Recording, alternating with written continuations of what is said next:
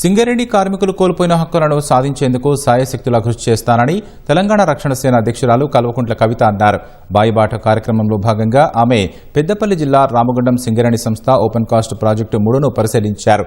ప్రాజెక్టులో ఉన్న భారీ యంత్రాలను పరిశీలించి కార్మికులు, డంపర్ ఆపరేటర్లను కలిసి వారి సమస్యలను అడిగి తెలుసుకున్నారు. కార్మికులతో కలిసి సింగరేణి క్యాంటీన్లో టిఫిన్ చేశారు. డిపెండెంట్ ఎంప్లాయ్మెంట్ మెడికల్ బోర్డును రెగ్యులర్గా ఏర్పాటు చేసే విధంగా కృషి చేస్తామని కవిత తెలిపారు. నమస్కారాలు. ఏవైతే కోల్పోయిన హక్కులు ఉన్నాయో వాటన్నిటి కోసం కూడా ఫైట్ చేస్తాం. కొన్ని హక్కులు టీబీజీకేఎస్ ఆధ్వర్యంలో కూడా కోల్పోయినాం. ప్లే డే లాంటివి, పిహెచ్డి లాంటివి. వాటిని రిస్టోర్ చేయడానికి కూడా నా శాయశక్తుల ప్రయత్నం చేస్తా అన్నది వేరే డౌట్ ఏం లేదు.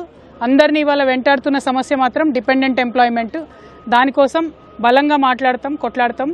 అన్నిటికన్నా ఎక్కువ మిగతా సంఘాలు ఏవైతే ప్రశ్నించి వదిలేస్తాయి, నాకున్న అలవాటు ఏంటంటే ప్రశ్నించడం, పోరాటం చేయడం, పరిష్కారం అయ్యేంత వరకు పోరాటం చేయడం.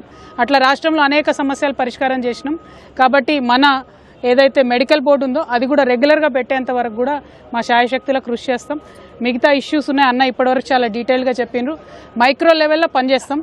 చేయాలంటే మాత్రం మీరు గట్టోళ్ళకి, మొండోళ్ళకి సపోర్ట్ చేయాలి.